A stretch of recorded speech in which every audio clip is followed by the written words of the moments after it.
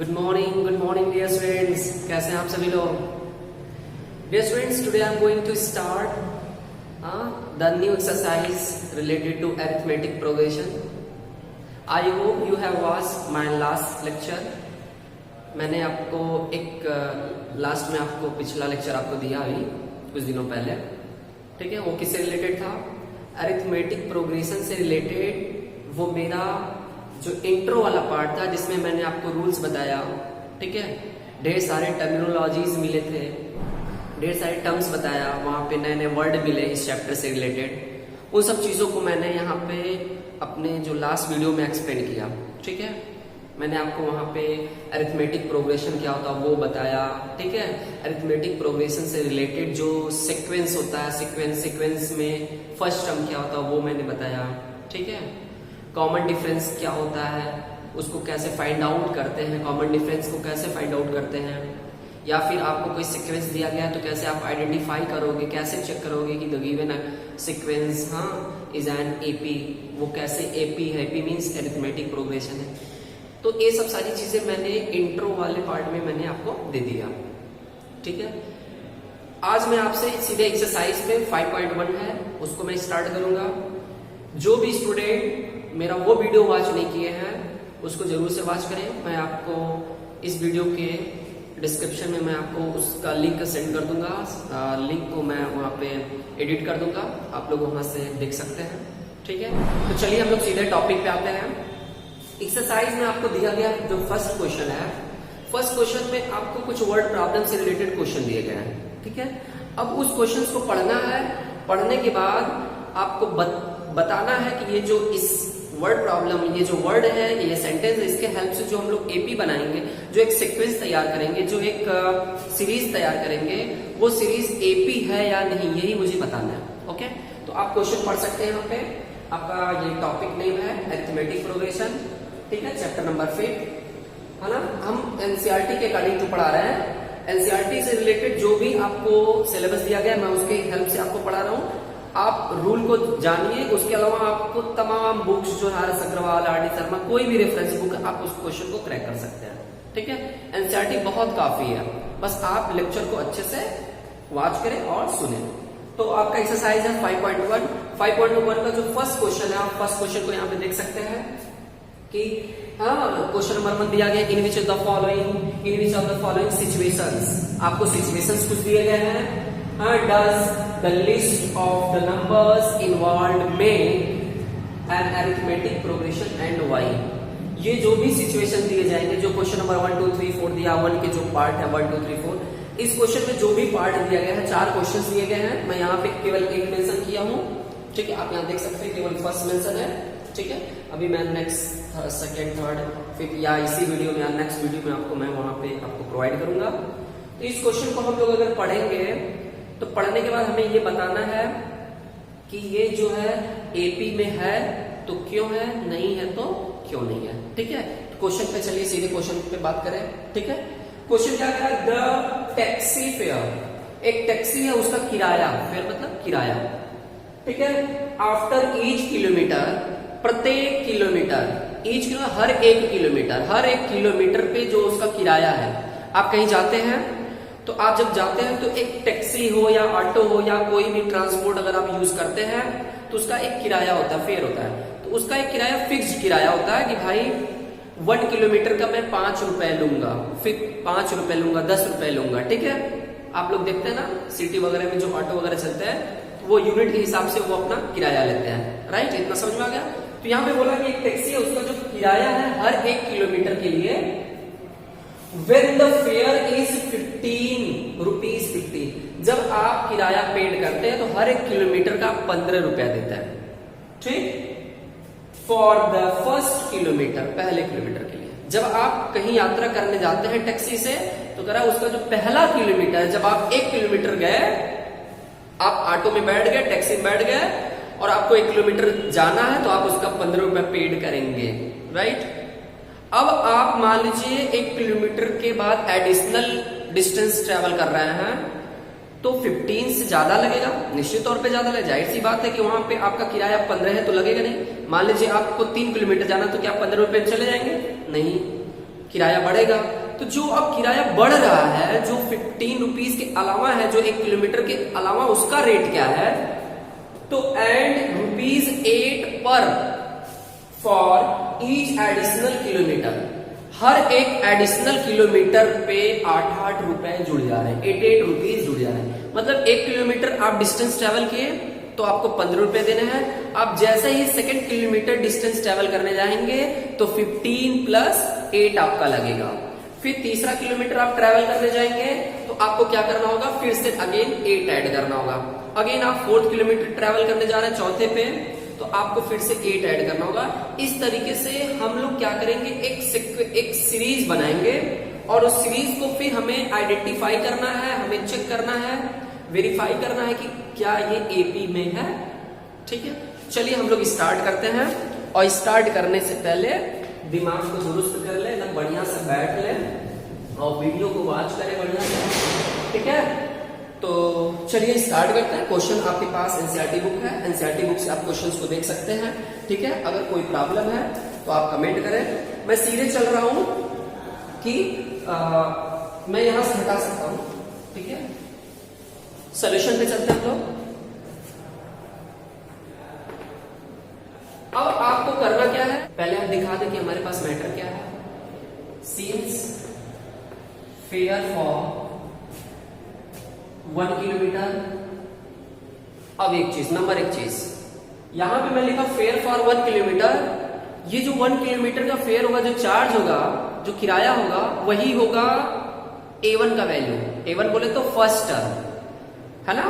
जब हम क्या करेंगे, जब इसके हेल्प से हम लोग क्वेश्चन सॉल्व करेंगे तो हमारे पास जो मतलब ये जो किराया है 15 रुपीज और 8 रुपीज, इसके हेल्प से हम लोग एक सीक्वेंस तैयार करेंगे।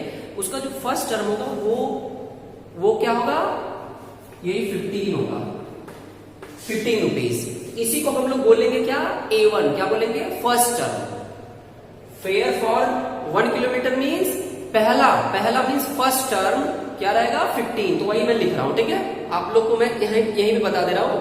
अब इसके अलावा क्यों हमको चूंकि सीरीज बनाना है, तो सीरीज बनाना तो हम लोग यहाँ पे लिख देंगे, मेंशन कर देंगे, तो हम लोग को बार बार लिखना नहीं पड़ेगा। इट मीन्स आप ऐसे लिख सकते हो, this implies that A1 is equal to ₹15। Okay, यानी जो फर्स्ट टर्म है A1 को T1 भी बोलते हैं, टर्म 1 या A1 बोल लीजिए। ओके, एंड ये चीज क्वेश्चन में दिया गया है, यहां पे लिखा ना कि फेयर फॉर ईच किलोमीटर, हर एक किलोमीटर का जो रेट है वो है 50 rupees. And additional charge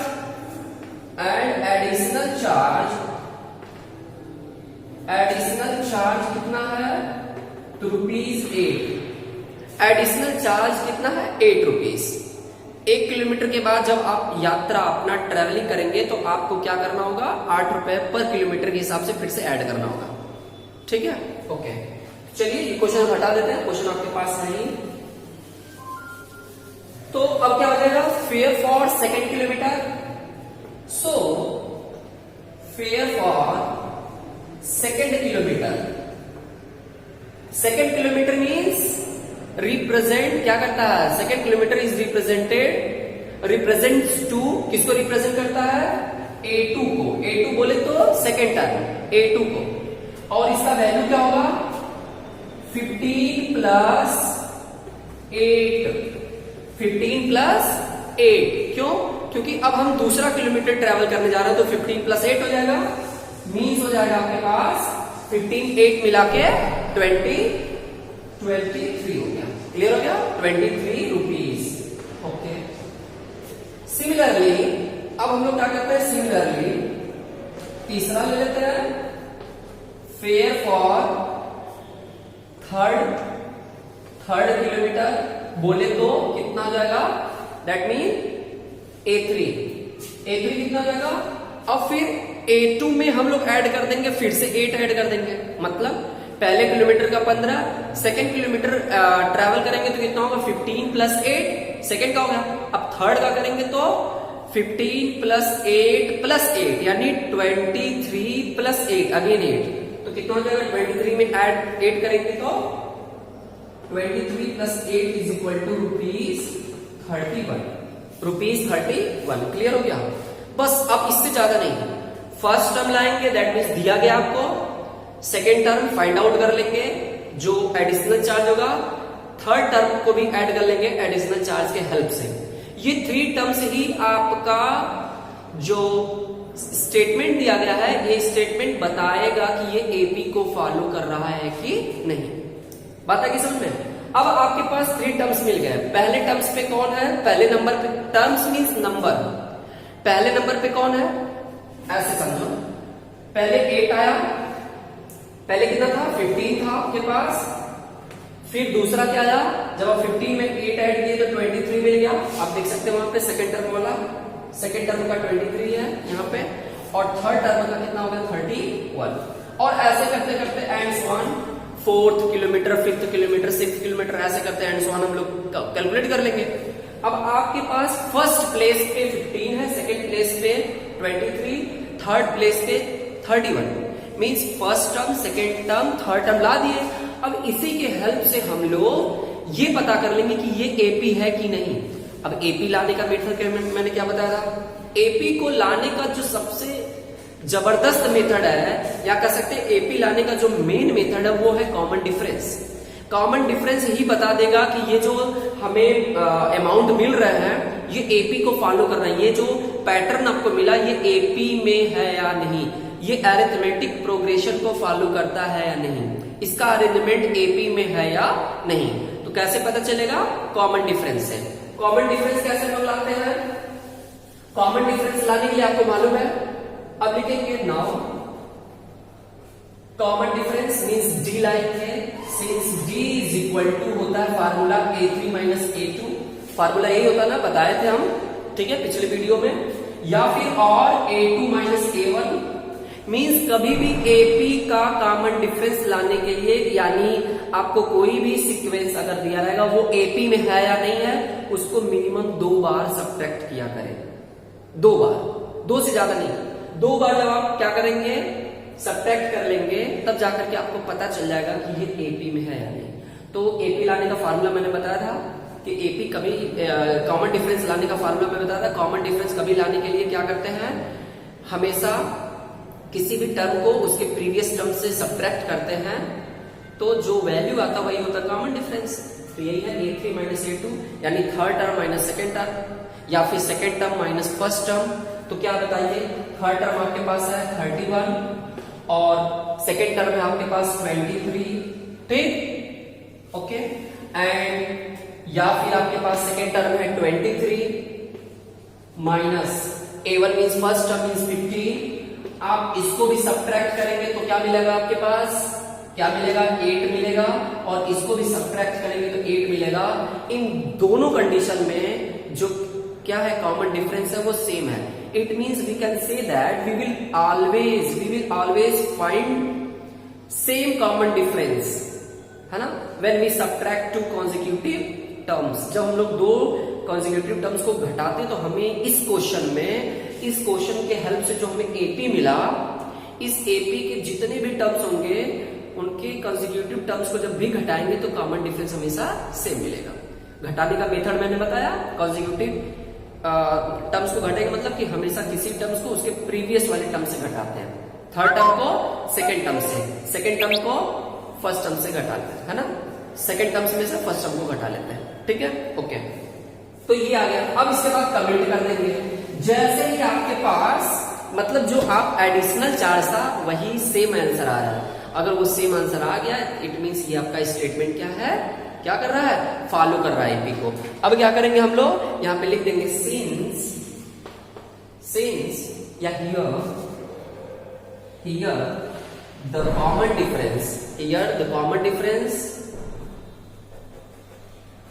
difference, ठीक है, बिटवीन, ठीक है, टू सक्सेसिव